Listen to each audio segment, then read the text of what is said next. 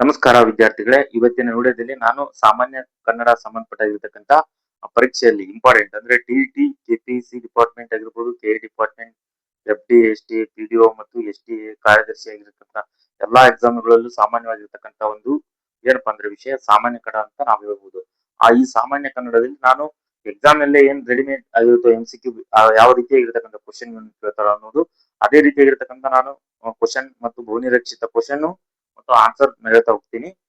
ನಾನು ಹಿಂದಿನ ವಿಡಿಯೋದಲ್ಲಿ ಅಂದ್ರೆ ಶೈಕ್ಷಣಿಕ ಮನೋವಿಜ್ಞಾನಕ್ಕೆ ಸಂಬಂಧಪಟ್ಟಾಗಿರ್ತಕ್ಕಂತಹ MCQ ಸಾಲ್ವ್ ಮಾಡಿದ್ದೀನಿ ಮತ್ತು ಇವತ್ತಿನ ವಿಡಿಯೋದಲ್ಲಿ ನಾನು ಸಾಮಾನ್ಯ ಕನ್ನಡದ ಬಗ್ಗೆ ಹೇಳ್ತಾ ಹೋಗ್ತೀನಿ ಮತ್ತು ಇನ್ನೊಂದು ಸಬ್ಜೆಕ್ಟ್ ಸೋಷಿಯಲ್ ಆಗಿರ್ಬೋದು, ಜಿಕೆ ಸಂಬಂಧಪಟ್ಟಾಗಿರ್ತಕ್ಕಂಥ ನಾನು ನೆಕ್ಸ್ಟ್ ವಿಡಿಯೋದಲ್ಲಿ ಹಾಕ್ತಾ ಹೋಗ್ತೀನಿ.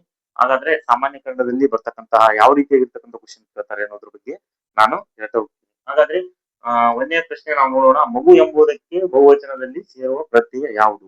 ಅಂದ್ರೆ ಮಗು ಎಂಬ ಒಂದು ಏನೈತಿ ಪದ ಐತಿ, ಅದಕ್ಕೆ ಬಹುವಚನ ಸೇರಿರ್ತಕ್ಕಂಥ ಪ್ರತ್ಯಯ ಯಾವ್ದು ಸೇರ್ತೈತಿ ಅನ್ನೋದು ಇದು ಪ್ರಶ್ನೆ ಅಂತ. ಹಾಗಾದ್ರೆ ಗಳು ಸೇರ್ತೈತಿಯ? ಎ ಆಪ್ಷನ್, ಬಿ ಆಪ್ಷನ್ ಅಂದಿರು, ಸಿ ಕಳು ಅಂತ ಇದೆ, ಡಿ ಹೂ. ಅಂದ್ರೆ ಮಗುಗೆ ಬಹುವಚನ ಬರೆದ ಸಮಾನ ನಾವು ಮಕ್ಕಳು ಅಂತೀವಿ. ಹಾಗಾಗಿ ಮಕ್ಕಳು ಅಂತಂದ್ರೆ ಆಪ್ಷನ್ ಸಿ ಇದೆ ನೋಡಿ, ಇದನ್ನ ಹಾಕ್ಬೇಕು. ಮಕ್ಕಳು ಅನ್ನೋದು ಲಾಸ್ಟ್ ಕಳು ಇವು ಬರುತ್ತೆ.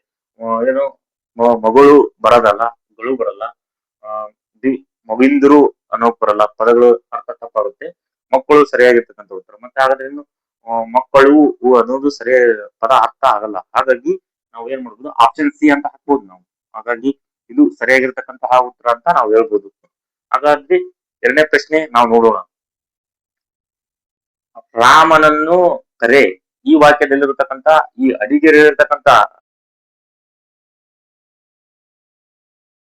ಯಾವುದು ಐತಿ? ಈ ಪದದಲ್ಲಿರ್ತಕ್ಕಂತ ವಿಭಕ್ತಿ ಆಗಿರ್ತಕ್ಕಂತ ಯಾವ್ದೈತಿ ವಿಭಕ್ತಿ ಅಂತ ಅನ್ನೋದು. ಆದ್ರೆ ನೋಡೋಣ, ಇಲ್ಲಿ ಆಪ್ಷನ್ ಎ ದ್ವಿತೀಯ ಅಂತ ಇದೆ, ಆಪ್ಷನ್ ಬಿ ಪ್ರಥಮ ಅಂತ ಇದೆ, ಆಪ್ಷನ್ ಸಿ ತೃತೀಯ ಹಾಗೂ ಡಿ ಆಗಿದ್ದು ಷಷ್ಠಿ ಅಂತ ಇದೆ.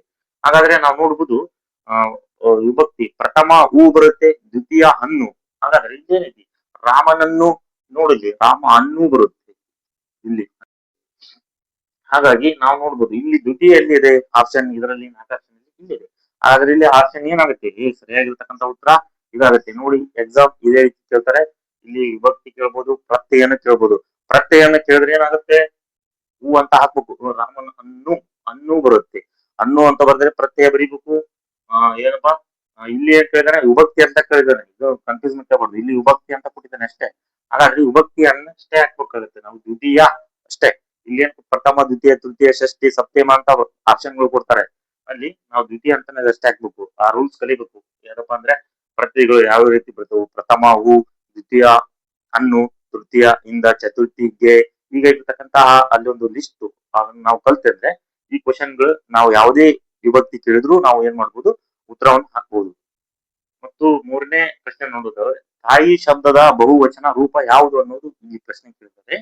ಇಲ್ಲಿ ಆಪ್ಷನ್ ಎ ತಾಯಿಯರು, ಆಪ್ಷನ್ ಬಿ ತಾಯಿಂದ್ರು, ಆಪ್ಷನ್ ಸಿ ತಾಯಿಗಳು, ಆಪ್ಷನ್ ಡಿ ತಾಯಿವೀರು.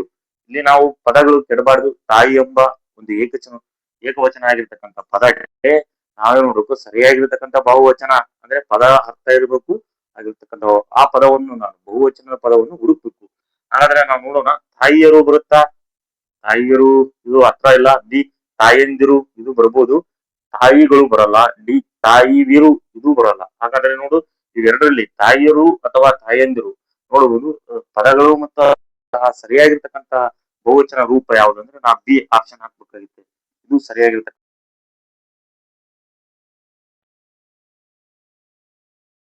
ಅದಕ್ಕ ಆಪ್ಷನ್ ನಾವು ಬಿ ಹಾಕ್ಬೇಕಾಗುತ್ತೆ. ಮತ್ತು ನಾಲ್ಕನೇ ಪ್ರಶ್ನೆ ನೋಡಿದರೆ, ಇವುಗಳಲ್ಲಿರುವ ಅಂದ್ರೆ ರೂಢನಾಮ ಪದ ಯಾವುವು? ಇವು 4 ಕೊಟ್ಟಿದ್ದಾರೆ. ಇಲ್ಲಿರ್ತಕ್ಕಂಥ ರೂಢನಾಮ ನಾವು ಹುಡುಕ್ಬೇಕಾಗತ್ತೆ. ರೂಢನಾಮ ಪದ ಅಂತ ನಿಮ್ಗೆ ಫಸ್ಟ್ ಗೊತ್ತಿರ್ಬೇಕು. ಈ ಕ್ವಶನ್ ಅರ್ಥ ಮಾಡ್ಕೋಬೇಕಾದ್ರೆ ರೂಢನಾಮ ಅಂದ್ರೆ ಏನು, ಅನ್ವರ್ಥ ನಾಮ ಅಂತಂದ್ರೆ ಏನು, ಸಾಮಾನ್ಯ ಪದ ಆಗಿರ್ತಕ್ಕಂಥ ಯಾವುದು, ನಾಮಪದ ಯಾವುದು, ಇದು ನಿಮ್ಗೆ ಗೊತ್ತಿದ್ರೆ ಇಲ್ಲಿ ನೀವು ಇದಕ್ಕೆ ಪ್ರಶ್ನೆಗೆ ಉತ್ತರ ಹಾಕ್ತೀರಿ. ಇಲ್ಲಾಂದ್ರೆ ಗೊತ್ತಾಗೋದಿಲ್ಲ. ನೋಡ್ಬೋದು, ಸೀತೆ ಎನ್ನುವುದು ಏನದು? ನಾಮಪದ ಆಗತ್ತೆ, ಇದು ಬರೋಲ್ಲ. ಇಲ್ಲಿ ಕೇಳಿರೋದು ಏನು? ರೂಢನಾಮ ಅಂತ ಕೇಳಿದ್ದೇನೆ. ಹಾಗಾದ್ರೆ ಪಟ್ಟಣ, ಇದು ಪಟ್ಟಣ ಅನ್ನೋದು ರೂಢನಾಮಕ್ಕೆ ಬರುತ್ತೆ. ಹಾಗಾದ್ರೆ ಇದೇ ಸರಿಯಾಗಿದ್ದ ಉತ್ತರ ಆಗುತ್ತೆ. ಇಲ್ಲಿ ನೋಡ್ಬೋದು. ಮತ್ತೆ ಅಯೋಧ್ಯೆ ಎಂಬುದು ಇದು ಕೂಡ ಏನಾಗುತ್ತೆ? ನಾಮಪದ ಬರುತ್ತೆ. ಮತ್ತು ಡಿ ರೋಗಿ, ಇದು ಅನ್ವರ್ಥ ನಾಮಕ್ಕೆ ಬರುತ್ತೆ. ಹಾಗಾಗಿ ಇದಕ್ಕೆ ಸರಿಯಾದ ಉತ್ತರ ಯಾವುದಪ್ಪ ಅಂದ್ರೆ ಬಿ ಆಪ್ಷನ್. ಹಾಗಾಗಿ ಪಟ್ಟಣವೇ ಸರಿಯಾಗಿರ್ತಕ್ಕಂಥ ಉತ್ತರ. ನೀವು ಫಸ್ಟ್ ಕನ್ನಡದಲ್ಲಿ ಗ್ರಾಮರ್ ಕಲಿಬೇಕಾದ್ರೆ ಅಲ್ಲಿರ್ತಕ್ಕಂಥ ನಿಯಮಗಳನ್ನು ನೋಡ್ಬೇಕು.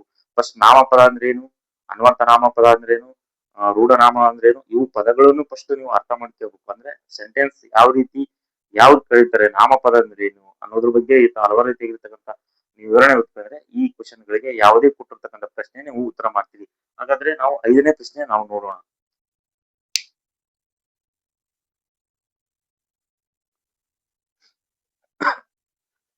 ನೋಡಿ ವಿದ್ಯಾರ್ಥಿಗಳೇ, ಹಾಗಾದ್ರೆ 5ನೇ ಪ್ರಶ್ನೆ ನೋಡೋಣ ನಾವು. ಇಲ್ಲಿ ಕ್ರಿಯೆಯ ಅರ್ಥವನ್ನು ಕೊಡುವ ಪದಗಳು ಯಾವುದು? ಇಲ್ಲಿ ಆಪ್ಷನ್ 4 ಕೊಟ್ಟೆ.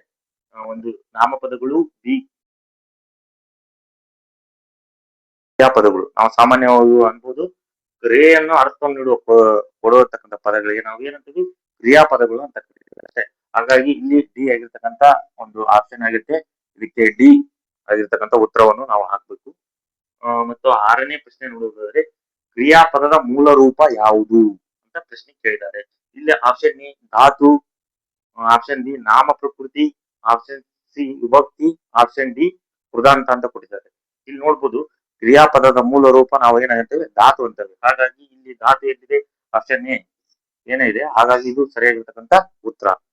7ನೇ ನಾವು ಪ್ರಶ್ನೆ ನೋಡೋದಾದ್ರೆ 7ನೇ ಪ್ರಶ್ನೆ ವರ್ತಮಾನ ಕಾಲದ ಕಾಲಸೂಚಕ ಪ್ರತ್ಯಯ ಯಾವುದು? ನೀವು ವರ್ತಮಾನಗಳ ಬಗ್ಗೆ ತಿಳ್ಕೋಬೇಕು. ಅಂದ್ರೆ ಏನಪ್ಪಾ ಅಂದ್ರೆ ಫಸ್ಟ್ ಭವಿಷ್ಯತ್ ಕಾಲ ಆಗಿರ್ಬೋದು, ಮತ್ತೆ ಏನಪ್ಪಾ ವರ್ತಮಾನ ಯಾವ ರೀತಿಯಾಗಿರ್ತಕ್ಕಂಥ ಪ್ರತ್ಯಯಗಳು ಬರ್ತವು ಅನ್ನೋದ್ರ ಬಗ್ಗೆ ನೀವು ತಿಳ್ಕೋಬೇಕು ಫಸ್ಟ್. ಹಾಗಾದ್ರೆ ಇಲ್ಲಿ ವರ್ತಮಾನ ಕಾಲದ ಅಂದ್ರೆ ಈಗ ವರ್ತಮಾನ ಅಂದ್ರೆ ಈಗ ಆಲ್ರೆಡಿ ಮಾಡ್ತಿದ್ದಾನೆ, ಮಾಡುತ್ತಿದ್ದಾನೆ, ಊಟವನ್ನು ಮಾಡುತ್ತಿದ್ದಾನೆ. ಈ ವರ್ತಮಾನ ಯಾವ ರೀತಿಯಾಗಿರ್ತಕ್ಕಂಥ ಪ್ರತ್ಯಯ ಬರ್ತದೆ ಇಲ್ಲಿ ಅನ್ನೋದ್ರ ಬಗ್ಗೆ ನಾವು ನೋಡ್ಬೇಕು. ಹಾಗಾದ್ರೆ ಈಗ ಪ್ರೆಸೆಂಟ್ ಮಾಡ್ತಕ್ಕಂಥದ್ದು ವರ್ತಮಾನ ಅಂತ ನಾವು ಕನ್ನಡದಲ್ಲಿ. ಹಾಗಾದ್ರೆ ಊಟವನ್ನು ಮಾಡುತ್ತಿದ್ದಾನೆ, ಉತ್ತ ಅನ್ನೋದು ಬರ್ತದೆ. ಹಾಗಾಗಿ ಇದಕ್ಕೆ ಸರಿಯಾಗಿರ್ತಕ್ಕಂಥ ಅಂತಂದ್ರೆ ಮಾಡುತ್ತಾ ಬರ್ತಿದ್ದಾನೆ. ಉತ್ತ ಎಲ್ಲಿ ಬರುತ್ತೆ? ಸಿ ಆಪ್ಷನ್ ಇದು ಮಾಡುತ್ತಿದ್ದಾನೆ. ಉತ್ತ ಅನ್ನೋದು ಪ್ರತ್ಯಯ ಬರ್ತದೆ ಈ ಕಾಲದಲ್ಲಿ. ಹಾಗಾಗಿ ಇಲ್ಲಿ ಸಿ ಆಗಿರ್ತಕ್ಕಂತಹ ನಾವು ಬಹು ಆಯ್ಕೆ ಪ್ರಶ್ನೆಯಲ್ಲಿ ಹಾಕ್ಬೇಕಾಗುತ್ತೆ. ಮತ್ತು 8ನೇ ಪ್ರಶ್ನೆ ನೋಡಿದರೆ ಭವಿಷ್ಯತ್ ಕಾಲದ ಕಾಲಸೂಚಕ ಪ್ರತ್ಯಯ ಯಾವುದು ಅನ್ನೋದು ಇಲ್ಲಿ ಪ್ರಶ್ನೆ. ಇಲ್ಲಿ ಎ ದ, ಬಿ ವ, ಸಿ ಉತ್ತ ಮತ್ತು ಡಿ ಇಸು ಅಂತ ಕೊಟ್ಟಿದ್ದಾರೆ. ನಾವು ನೋಡ್ಬೋದು ಭವಿಷ್ಯತ್ ಕಾಲ ಅಂತಂದ್ರೆ ಮುಂದೆ ನಡೀತಕ್ಕಂತಹ ಒಂದು ಸೂಚಕವಾಗಿರ್ತಕ್ಕಂಥ ಕಾಲ. ಅಂದ್ರೆ ಮಾಡುವನು, ಮಾಡುತ್ತಾನೆ, ಮಾಡ್ತಾನೆ ಅಲ್ಲ, ಮಾಡುತ್ತಾನೆ ಅನ್ನೋದು ಬೇರೆ. ಮಾಡುವವನು ವಾ ಅನ್ನೋದು ಬರುತ್ತೆ ಅಲ್ಲಿ ನೋಡ್ಬೋದು. ಅವನು ಎಕ್ಸಾಮ್ ಬರೆಯುವವನು ಅನ್ನೋದು ವಾ ಆಗಿರ್ತಕ್ಕಂಥ ಇಲ್ಲಿ ಸರಿಯಾಗಿರ್ತಕ್ಕಂಥ ಉತ್ತರ ಆಗುತ್ತೆ. ಹಾಗಾಗಿ ಇಲ್ಲಿ ಡಿ ಆಪ್ಷನ್ ಸರಿಯಾಗಿರ್ತಕ್ಕಂಥ ಉತ್ತರ. ಇದು ಭವಿಷ್ಯತ್ ಕಾಲಕ್ಕೆ ವಾ, ಇದು ಒಂದೇನಾಗುತ್ತೆ? ಪ್ರತ್ಯಯ ಆಗುತ್ತೆ. ವರ್ತಮಾನಕ್ಕೆ ಉತ್ತ ಆಗುತ್ತದೆ. ಇದು ಪ್ರತ್ಯಯಗಳು. ಅಲ್ಲಿರ್ತಕ್ಕಂಥ ನಾವು ಇದ್ರ ಪ್ರತ್ಯಯ ಆಗಿರ್ತಕ್ಕಂಥ ನಿಯಮಗಳ ಬಗ್ಗೆ ತಿಳ್ಕೊಂಡ್ರೆ ಇಲ್ಲಿ ನಿಮ್ಗೆ ಆನ್ಸರ್ ಸರಿಯಾಗಿ ಬರುತ್ತೆ. ಹಾಗಾಗಿ ವಿದ್ಯಾರ್ಥಿಗಳೇ, ನಾನು ಈ ವಿಷಯದಲ್ಲಿ 8 ಸಾಮಾನ್ಯ ಕನ್ನಡ ಬಗ್ಗೆ ಬಹು ಆಯ್ಕೆ ಪ್ರಶ್ನೆ ಮತ್ತು ಉತ್ತರಗಳ ವಿವರಣೆ ಕೊಡ್ತಾ ಹೋಗಿದ್ದೀನಿ. ಹಾಗಾಗಿ ಮತ್ತು ಮುಂದಿನ ತರಗತಿಯಲ್ಲಿ ಇದೇ ರೀತಿ ಸಾಮಾನ್ಯ ಕನ್ನಡ ಸಂಬಂಧಪಟ್ಟಾಗಿರ್ತಕ್ಕಂತಹ MCQ ಪ್ರಶ್ನೆ ಮತ್ತು ಉತ್ತರಗಳಿಗಾಗಿ ಈ ಚಾನಲ್ ಅನ್ನು ಏನ್ ಮಾಡಿ, ಸಬ್ಸ್ಕ್ರೈಬ್ ಮಾಡಿ ಮತ್ತು ಇನ್ನು ಅತಿ ಹೆಚ್ಚಿನ ಆಗಿರ್ತಕ್ಕಂಥ ವಿಡಿಯೋಗಳನ್ನು ಮಾಡ್ತಾ ಹೋಗ್ತೀನಿ. ಧನ್ಯವಾದಗಳು.